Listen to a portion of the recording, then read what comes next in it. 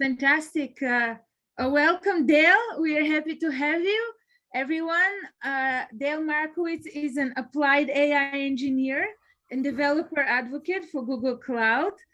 She worked previously as an engineer in Google Research, and before that for the online dating site OkCupid. She hosts the YouTube show Making with ML and writes about AI on daleonai.com. So feel free to find the YouTube channel and her website. Welcome, Dale. Thank you so much, Anna. Let's see, can everyone out? There I see myself. And let's see if I can see my screen. Okay, I'm sharing my screen. If there's a problem, somebody just interrupt me. But all right, thanks so much for the introduction. So today we're talking about quick and easy language on GCP. And in this talk, I'm going to talk about how to build language apps specifically with the technology on Google Cloud that's very easy and accessible for people without a machine learning background. So let's dive right into it. So first of all, what do I mean by a language app? This is any piece of software that deals with natural language, not computer language like C++, but the natural words and sentences or gestures that we speak in. So I would say that building a language app, you can break it down sort of to three different parts of a pipeline. So the first part in any language app usually is the capture of language. Computers work the best with language when it's in the form of text or strings, right? We work with strings in software all the time. It's much more difficult. So for example, an email is something that's not hard to work with in code. A text message, a Wikipedia page, anything that's text. But so much of the language that we produce is not text, but like, for example, in this presentation, spoken word.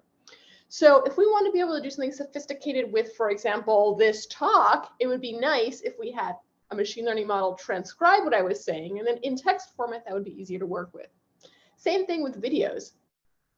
Videos, are large, cumbersome file formats, but if we transcribe them and get what speakers are saying in them, then they become much easier to work with as language. So let's first talk about how, now the next part of the language app is understanding.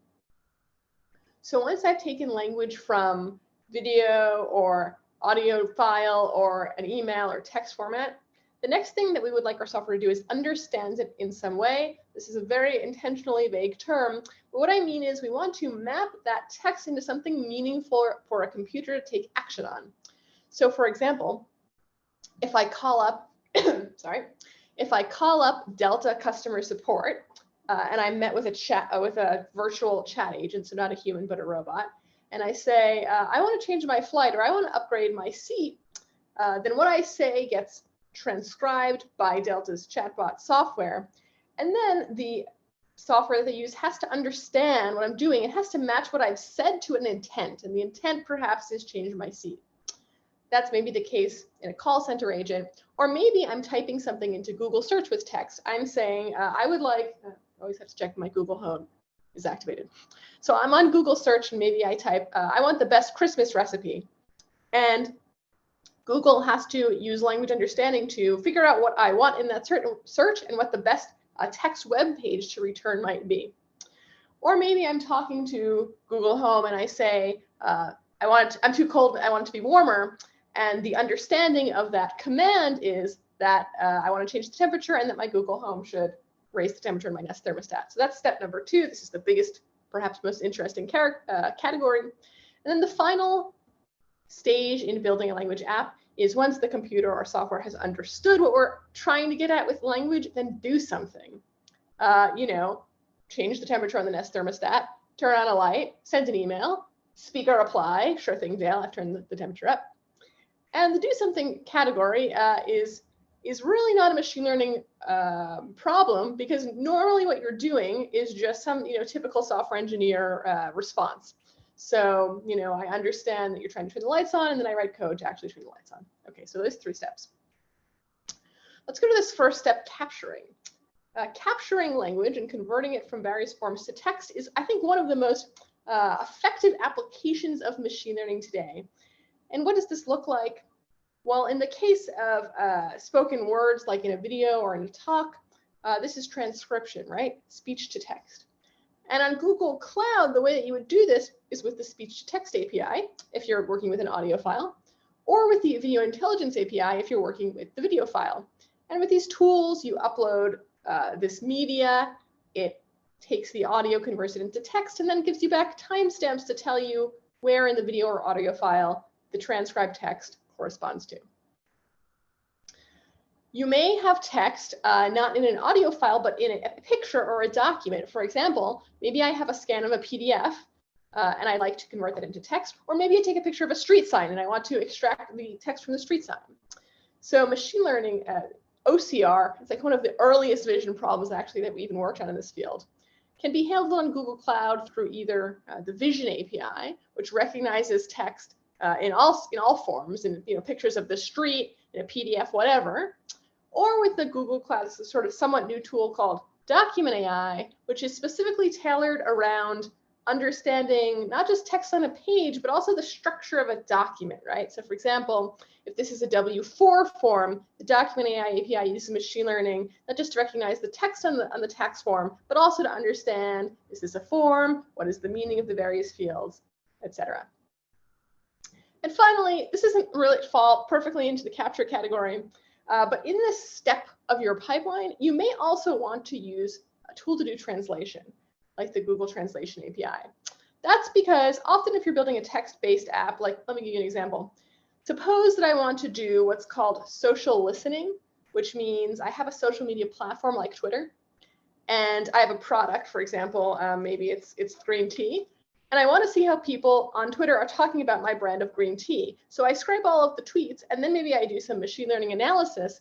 But if those tweets are in tons of different languages, it's much harder for me as the developer to work with them. So often it's desirable in the beginning of a language app to actually translate all of the text to a single language, often, for me, English, because I'm the developer working with the tools. So that, whether it's Spanish, Portuguese, whatever, the pipelines are all working on the same language. Okay. So I mentioned the speech APIs, either to do transcription. Well, there's also a tool in Google Cloud, the text-to-speech APIs, which does text-to-speech, which takes in a string and then speaks out a word. The speech-to-text API transcribes speech in over 120 different languages. It does things like recognize multiple speakers over a single audio stream. If I say something complicated like an address or a phone number or a zip code, it will transcribe those not all into words, but into appropriate formatting.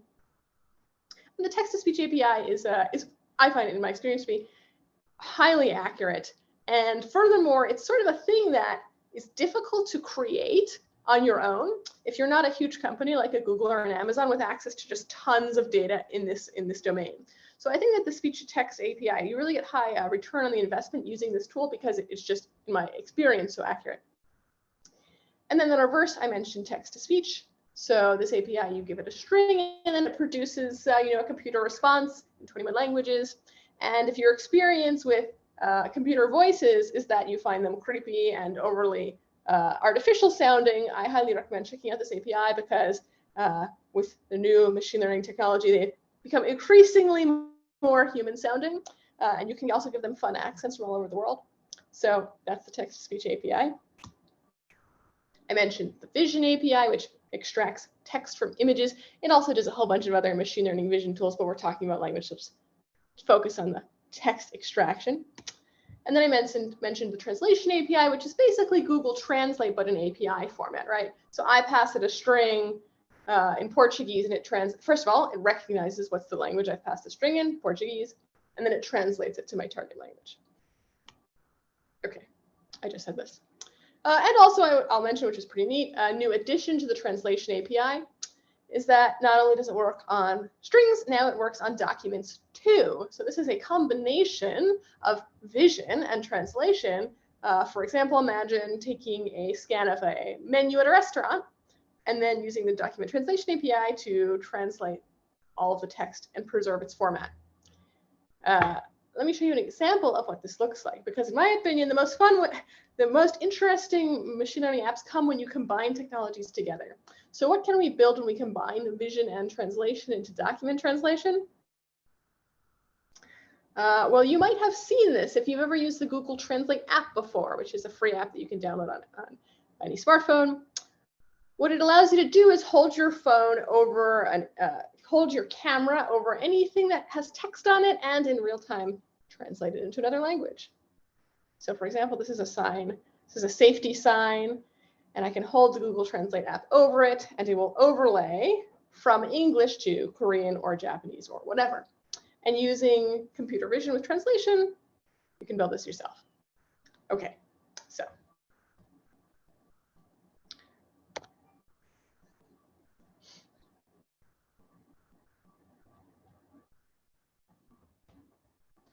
All right, here's another fun way.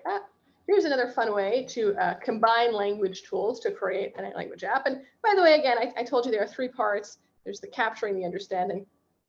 Right now we're just talking about working with words, but not really focusing on the understanding part. But one cool use case maybe you can imagine is taking a video, getting the transcript out of it, transcribing it, translating it, and then using text-to-speech to speak back the words in another language. If you think of combining these tools in this way, you get something akin to like automatic translated subtitles, but also on top of that, automated translated dubbing. I'll show you what I mean. So I am, Anna mentioned in my introduction that I have a YouTube show about machine learning, which is recorded entirely in English, the only language that I speak. But so many of my viewers speak other language. I wondered, could I use these 3 tools to automatically dub my videos? I'll show you the results, and you can tell me if you think I succeeded. Oh, will you be able to hear them? All right, you know what? I'm going to unplug myself so that I hope that you can. Okay. Can't hear this. Somebody just shout, please. Let me check. Okay.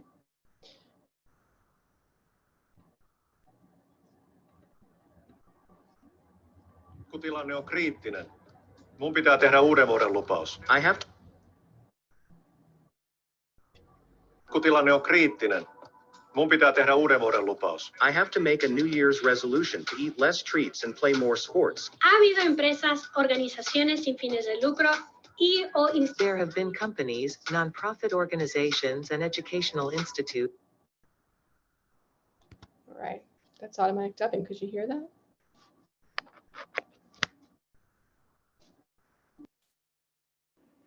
All right, I hope you could. Moving on. Okay, so the second step in the pipeline, which is understanding, which when we talk about the machine learning field of natural language processing, is often what people are really thinking about, which is that now you have a string of text, and so what are you going to do to turn it into something meaningful that a computer can work with? What does understanding look like? One of the most common cases is categorization or tagging. So you take a block of text and you classify it and you slap some sort of a label on it. The label could be, imagine that you are a magazine, you're the New Yorker, and you have 100,000 articles, and you want to sort them all into genres. This is about culture, this is about health, lifestyle, etc. So you can imagine using machine learning to do this automatic tagging. Here's another way to think about tagging. Is a piece of text offensive? Let's say I'm Instagram and I want to not allow people to post profanity in the comments section. I could use machine learning to automatically identify whether text is profane. Is this email spam, right? This is built into most of your email clients today, using ML to decide if something is, as they say, spam or ham.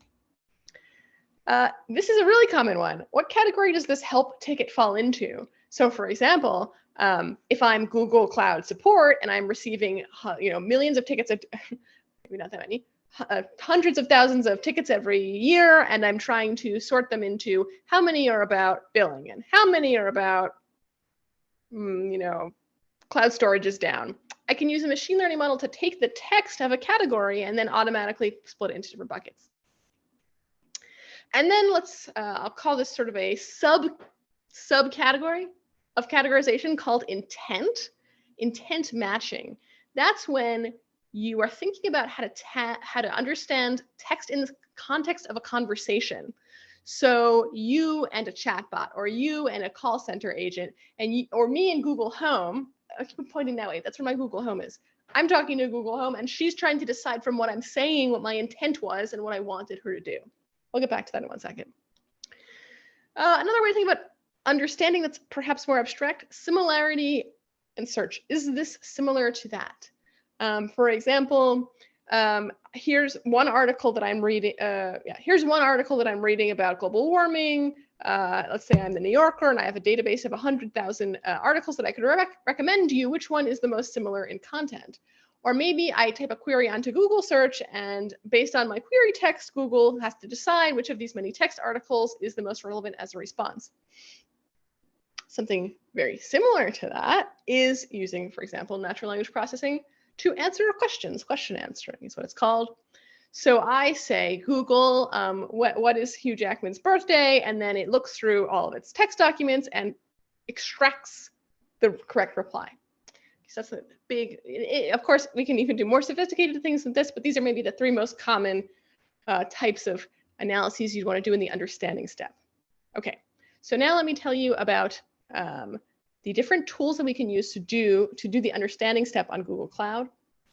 Get out of this here, perfect. Okay, so the first tool, perhaps the most easy to use tool, is the Natural Language API. It's a Google Cloud API specifically for understanding language. It's right in the name. So let me show you what that is like. So here, okay, let's zoom in for a second. Here's a chunk of text. I'll read it to you. Google, headquartered in Mountain View. It gives you this whole address of the Google headquarters. Unveiled the new Android phone for $799 at the Consumer Electronics Show. And Sundar Pichai, our CEO, said in his keynote that users love their new Android phones. The Natural Language API takes a chunk of text like this. It can do a bunch of different things with it for you. So one of the most useful features is called entity extraction, named entity extraction, very common natural language processing task. So this is to take that chunk of text and recognize spans of text that count as an entity. This is sort of like a proper noun. So Google is a company, it's an organization. So the API recognizes this thing and it says, here's an entity and here's the category, it's an organization. Mountain View is a place. This is an address. An address is a sort of entity, and the entity feature of this API not only recognizes the address here and where it's located in the text, but it can do things like say, it's a little opaque here, but it can say, I found an address in this text, here's the street number, here's the road, here's the zip code, here's the town, city, et cetera, et cetera. So this feature is very useful if you want to, for example, build search.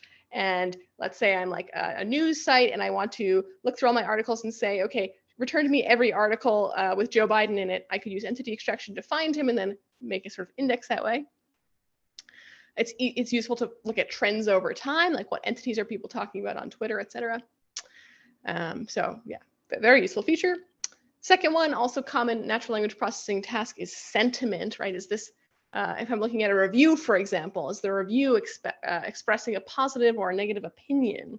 And this API, what it will do is not only tell you for a chunk of text if there's a positive or negative sentiment, but also do that for individual entities.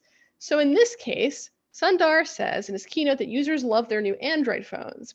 Well, this API can recognize Android phones as an entity. How are they? And assign for that entity. If there's a positive or negative sentiment expressed, and in this case, there was a positive sentiment expressed. Okay. And then there's also categorization. What is this text about? In this case, it falls into the internet telecom category. And then syntax parsing, which is to understand parts of speech, adverbs, et cetera, et cetera. Okay. So this is probably the easiest way, along with the other APIs I mentioned, to do something with language on GCP. But a lot of times you, of course, have a much more custom case. Like, for example, earlier when I mentioned classifying support tickets, right? Is this a support ticket about billing, or is it a support ticket about Google Cloud Storage, whatever? This is more of a custom task in which none of these out-of-the-box tools really apply. So in Google Cloud, the way that we build custom machine learning models, there are many ways, but the most user-friendly way, perhaps, is using a Vertex AI, which is Google's brand new platform for doing all sorts of machine learning development. So now let me show you what that looks like. So, okay, here I am in Vertex AI in the GCP console. And it's sort of my one-stop go-to shop for doing all sorts of custom machine learning building sort of things. And what I'm going to show you today is how to build a model that tries to take a description of a movie plot and then predict the genre of that movie. So to build a custom model, you have to provide your own data set and your own labels for that data set. What does that mean? Okay, let me show you my data. So what I have here is a very large data set of about 40,000 descriptions of movie plots. Here's a description, I'm sorry, the text is very small, of a movie that is a documentary. I have the text, and then I have the labels that have been assigned by humans labeling this documentary. Of course, movies could have crossovers, so maybe it's about music and documentary, whatever. The text can have multiple labels. So to build a model in Vertex, you upload your own label data set, which has already been done here. And then to build, we're going to build a model that, given existing labels, tries to predict labels of new unseen movie descriptions. So to do that, you upload your data, you click Train New Model, you select the data set you're using. You say you want to build an AutoML model because that's the one that you can do without really knowing anything about, how to use TensorFlow or do something sophisticated with machine learning. You name your model. And then you click Start Training. And where are we? Training. And the model starts training in the background. And that's really all that you have to do. Because behind the scenes, Google's Vertex, it's called AutoML engine, is looking at different model architectures, looking at neural networks, changing parameters for you. All of these things that a data scientist would usually do if they were building you a custom model are happening behind the hood. And this usually takes a couple of hours to finish training your model. But when it does, I've already trained a model to do this, so I'll show you that one. You end up, first of all, with a page that describes to you the accuracy of the model that was trained. Sort of a trade-off between false negatives and false positives. This happens to be a pretty accurate model. Let's see, where's the statistics? So precision, it's okay, I guess. Precision and recall are between 70 and 50%. And we can test it out right here in the AutoML, in the Vertex AI interface. So what I'm going to do now is, using this model that I've trained on that data, I will invent right before your eyes a completely new movie description. Okay, and we'll try to figure out what the model thinks its genre should be. A software engineer in space writes software to save herself from falling into a black hole. What do you think that movie should be categorized as? According to this model, it's definitely dramatic, but really it's a science fiction movie. So a combination perhaps of drama and science fiction. And so here's just a quick way to test your app very quickly. But of course, you can use this model, which is hosted by Google through a REST API, the way that you would call any other API.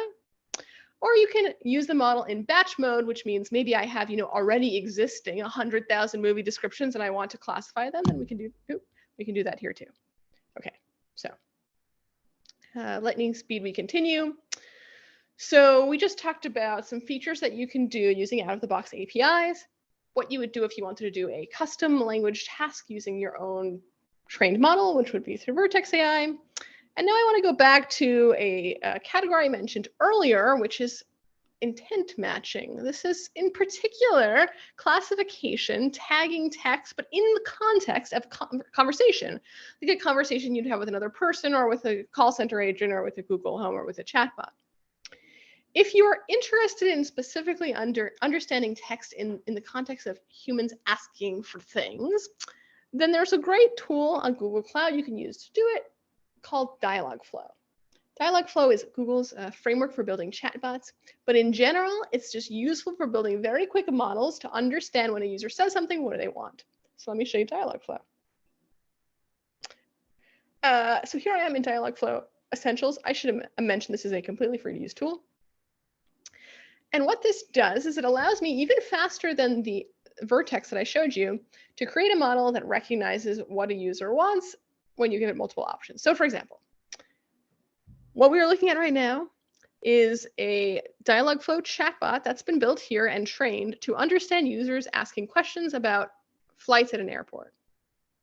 Okay. And these are all of the different intents in the model. By intents, I mean things that the model understands how to support. If I'm asking about my bags, if I'm asking for a map of the airport, if I'm saying that I want to check in online, and if I talk to this agent, let's see if I can do it over the microphone. I would like a map of the airport. Okay, so I've spoken to the chatbot. It uses speech to text to transcribe what I said. I would like a map of the airport. And then it uses machine learning to match this with this preset intent called airport map, and then it gives us a reply, and the reply is sure for what airport. So let me show you how you can add a new intent to a Dialogflow chatbot. This model supports a lot of different things already, but let's say that I want to create a new possible intent, which is upgrade seat. To create this intent, I add my own training data, which is all of the different ways that I can imagine people asking to upgrade their seats. So I want a new seat. I would like to upgrade my seat. New seat, please. I want a better seat. You think of these as many different ways that you can imagine the user saying this as possible. And if you don't get all of them, of course, that's fine, because A, we're using machine learning, and B, when you launch this app into production, you'll hear lots of different ways of people saying this, which you can use to add your app. I click save. In the background, the machine learning model is trained, incorporating my new training phrases. And now when I ask the model, I would like to have a new seat that's upgraded. I had a strange accent when I said that. Okay, perfect. So, it missed. This is how you know I didn't fake it. It mismatched this intent. It thought that I was asking about an airport map, so let's try that again. I would like to upgrade my seat. Oh, this isn't looking very good for Google. Okay. I have to upgrade my seat. What's up with this?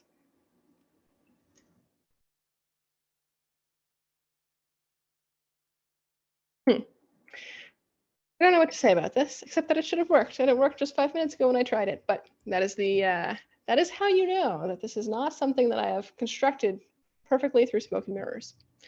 In general, Dialogflow works extremely well. I've used it in tons of different projects for intent matching. So yeah, okay, let's move on. There was one last category that I sort of talked about, which was a broad category I'll call retrieval. So this is like, let's say I'm building an app where I type in a Google search result. I say I want this. I want an article about how to cut my own hair, and can we use machine learning to understand the language of my query and then the text of all the documents? It can return the best one, or maybe also it could fall into this category. I ask Google Home, Google, how long does it take me to get to the airport? And oh, that's actually not a good example. I ask Google Home, what's the capital of Nebraska? And Google has a bunch of text documents, and it tries to figure out, is there anything in the text document that could answer what the capital of Nebraska is? How would you build something like that on Google Home? Well, one common version of this problem is question answering. That's the example I just gave you about Nebraska. How could we build a model that understands language and answers questions on Google Cloud? I'll show you one neat way using TensorFlow.js.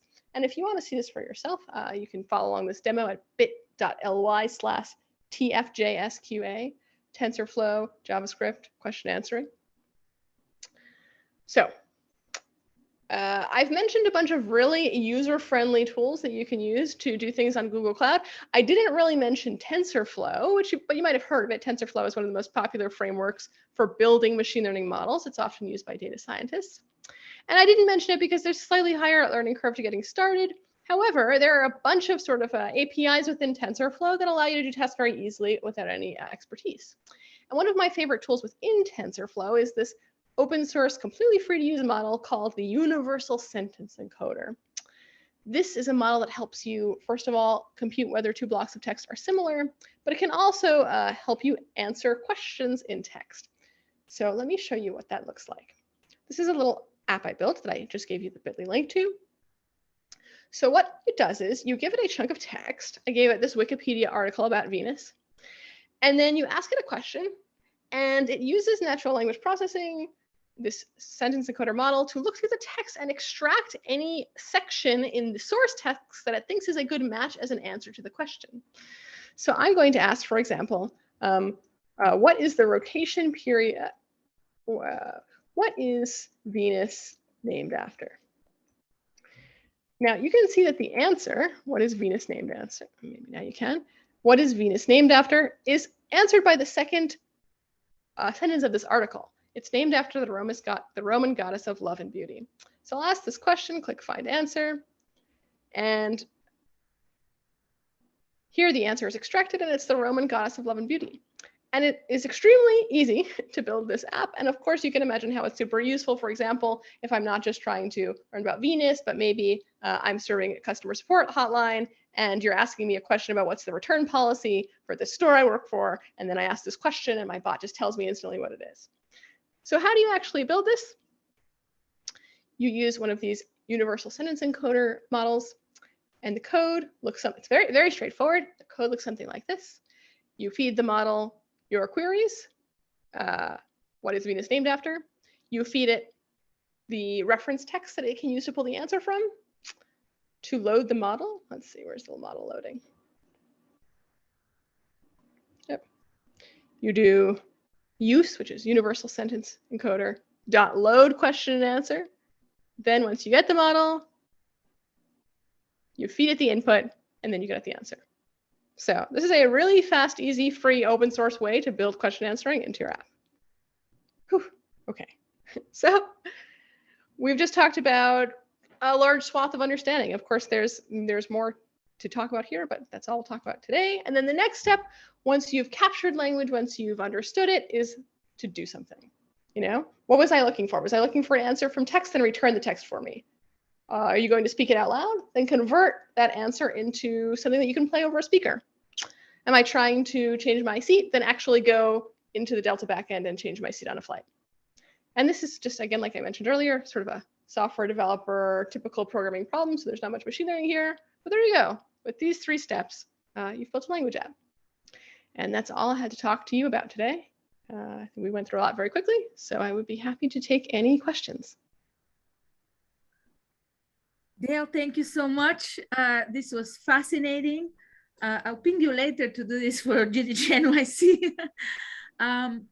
As you can see, everyone, Google democratizes AI and ML, and anybody can use these APIs or the AutoML, or even go further up the chain with TensorFlow. We did receive questions, Dale. Let's start. The first one was, does the language tool know sign language or Braille? Somebody already answered that, but we'll give Dale a chance to comment. It doesn't. It should. I look forward to the day when it does. But no, not at this moment. It doesn't. Thank you for that. Have you ever used an automated call center that you think gave a good experience? If so, which one? I think that was asked before your demo. I see. I think this is a question expressing skepticism. Let's see. I definitely have. I think that actually, while I understand the frustration about you're trying to change your seat and the bot just doesn't understand what you're saying and it's a big pain. Yes, I get it.